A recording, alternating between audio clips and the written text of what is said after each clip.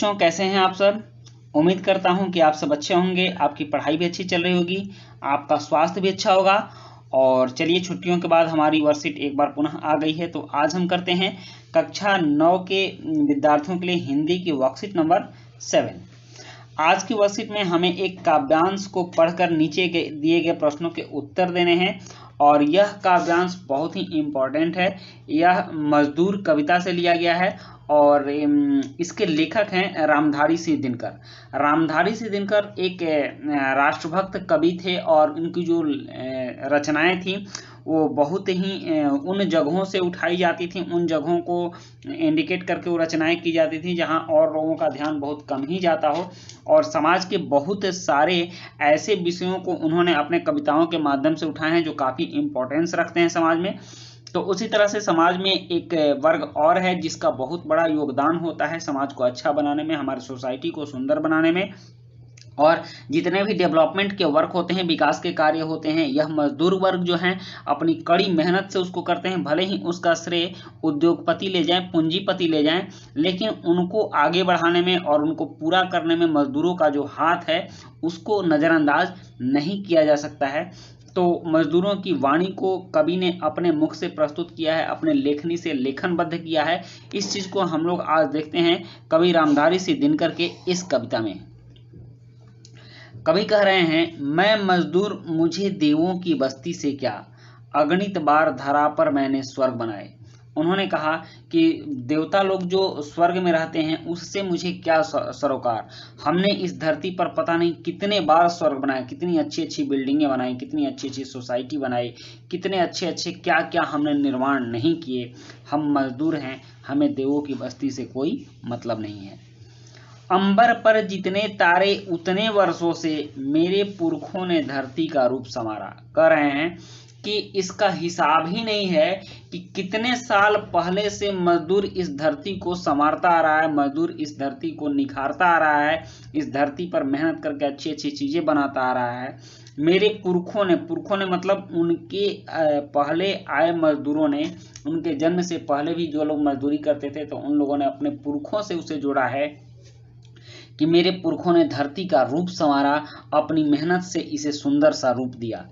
और अभी आने वाली सदियों में, आने वाली भी कई सदियों में, कई 100 साल बाद तक बिना मजदूर के कोई काम संपन्न नहीं होने वाला है। तो इसीलिए मजदूर कहता है कि और अभी आने वाली सदियों में मेरे वंशज धरती का उद्धार करेंगे। मतलब मजदूरों के जो वंशज होंगे, मजदूरों के जो पुत्र होंगे, उनके जो पुत्र होंगे, मतलब कि मजदूर जो होंगे वो धरती का उद्धार करेंगे, धरती पर रहने वाले व्यक्तियों के सपनों को साकार करेंगे।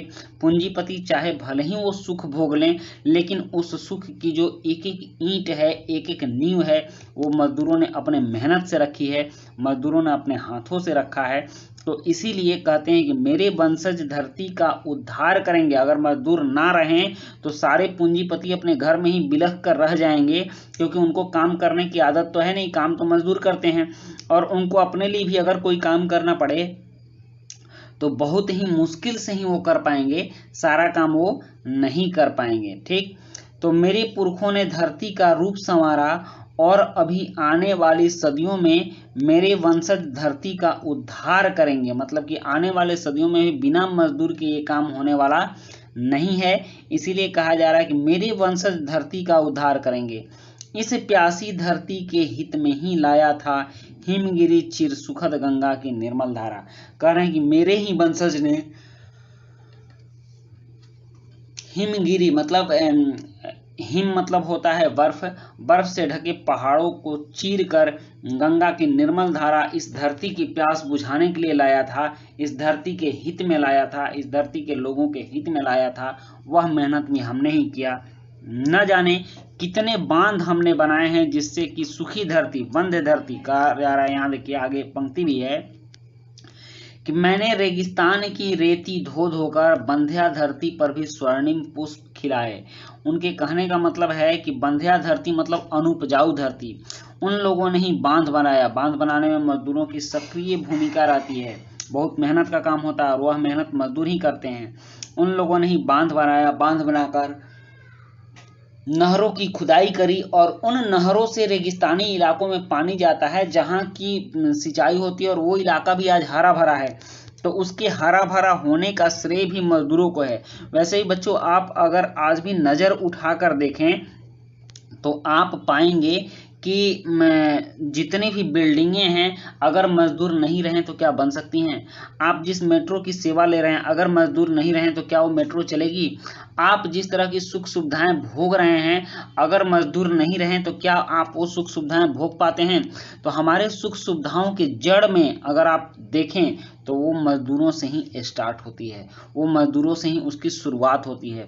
हम जो घरों में बैठकर आज सुख सुविधा का भोग कर रहे हैं, उस सुख सुविधा के जड़ मजदूर ही हैं, इसलिए हमें इन्हें इग्नोर नहीं करना चाहिए। मजदूर कहते हैं कि हम तो जहाँ थे वहीं रह गए और आपको कहाँ से कहाँ पहुँचा दिया, मतलब कि आप सुख सुविधा भोगते भोगते कहाँ से कहाँ पहुँच गए और हम जहाँ थे वहीं रह गए। तो बच्चों, ये थी हमारी आज की कविता, और इससे संबंधित कुछ प्रश्न भी हैं। जैसे कि प्रश्न है यहाँ कि निम्नलिखित शब्दों के अर्थ लिखिए। अगणित, धारा, अंबर, वंशज, हिमगिरी और बंध्या।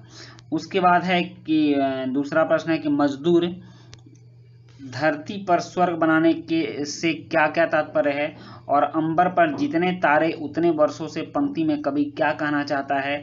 और चौथा प्रश्न है कि उपर्युक्त कविता किन लोगों की मेहनत की बात करती है। पांचवा प्रश्न है कि उपर्युक्त कविता के लिए उपयुक्त शीर्षक दीजिए। और छठा प्रश्न है कि निम्नलिखित शब्दों के तीन तीन पर्यायवाची शब्द लिखिए। तो चलिए अब इन प्रश्नों के उत्तर करते हैं। यहाँ प्रश्न एक है कि निम्नलिखित शब्दों के अर्थ लिखिए। तो चलिए शुरू करते हैं। जैसे कि है अगणित, तो अगणित का मतलब होता है जिसका हिसाब ना हो, बेहिसाब, मतलब उसको गिना नहीं जा सके। और उसके बाद है धरा, यहाँ धारा लिखा हुआ है लेकिन यह धरा होगा। धरा, धरा मतलब धरती।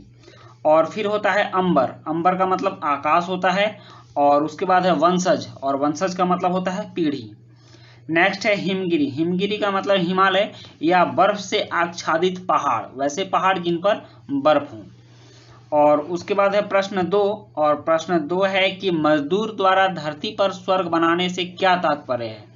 तो इसका उत्तर है कि इस पंक्ति का तात्पर्य है कि मजदूरों ने ही अपनी मेहनत से इस धरती को रहने लायक सुख सुविधा पूर्ण बनाया है।